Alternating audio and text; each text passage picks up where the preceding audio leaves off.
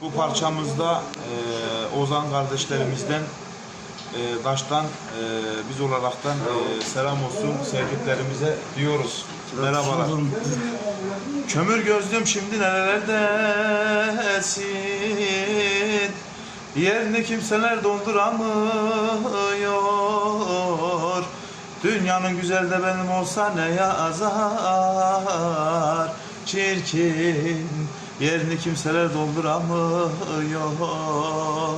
Yar yar yar yar yerini kimseler dolduramıyor. Dünyanın güzeli de benim olsa da çirkin çirkin.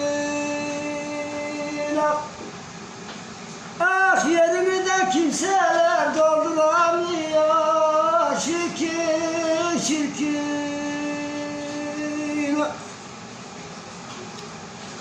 Ağladım belli belli, bütün halimden belli. Söyledikçe de balak yok kız dilimden dilimden dilimden.